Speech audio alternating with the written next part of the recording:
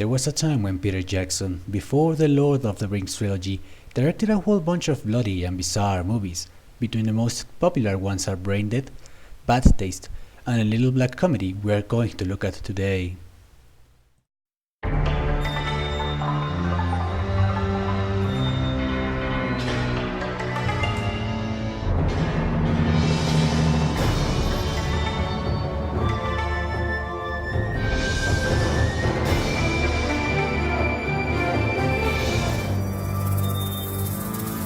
Today in the Arkhives we present to you Meet the Feebles. Meet the Feebles is a 1989 movie whose main feature is being a black humor comedy starring a bunch of puppets named the Feebles. Now using or parodying kid-looking stuff such as cartoons, and in this case puppets, is nothing new. Shows like Happy Tree Friends or Harvey Birdman Attorney at Law, which took the cartoons and turned them into an Adult Swim series, are pretty popular for doing that. We can even throw the widely known video series Don't Hug Me, I'm Scared for that matter. But now, take into account that this movie was made back in 1989, there was little to none cartoons for adults. The Simpsons were just starring that year, let alone a movie that takes the style of the Muppets and turns it into a grungy movie with drugs, sex, and maybe AIDS. Hey, I don't know, they never really specify it. My favorite joke is when Harry the Rabbit realizes he doesn't have the big one. It's the big one, Harry. And that he's going to leave, just to be killed right after.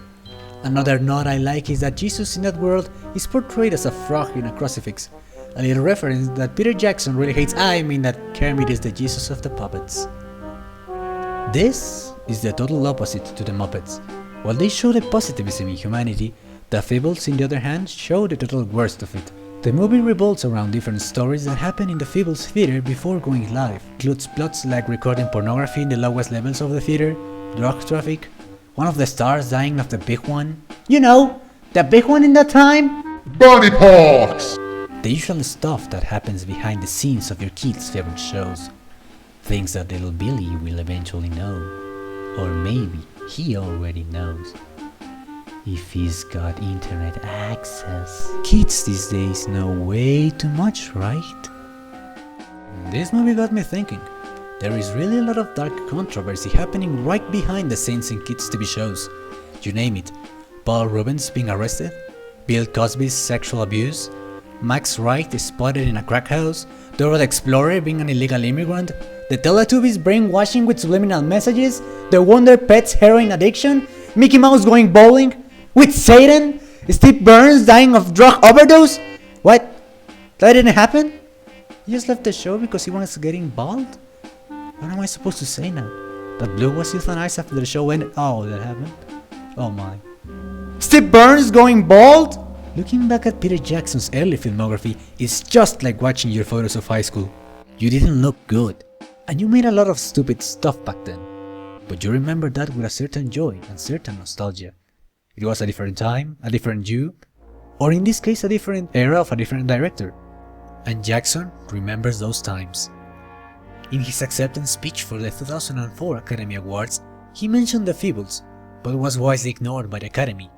Another reference to his old filmography is in the 2005 King Kong. In the cargo of the ship there are boxes that read Sumatran Rat Monkey, Beware of the Bite, a reference to the strange creature in Peter Jackson's movie Braindead. Something curious is that in Braindead, the Sumatran Rat Monkey comes from Skull Island, right where King Kong takes place. Just to fit you up with trivia, during the Feebles variety show, an alien from Bad Taste can be seen in the public. Same movie that made him a recognized director at the time, but it goes even deeper, as that same alien is actually Peter Jackson in disguise. At the end of the movie there is a message that reads, "The producers wish to advise that no puppets were killed or maimed during the production of this film." Which I call bullshit! According to IMDb, in the scene where Heidi the Hippo goes full Rambo in the theater, the production team could not get hold of black rounds for the M60 machine gun used in the film, and therefore the gun was firing live ammunition. The truth is out there, people. The government is eliminating the puppets they don't like.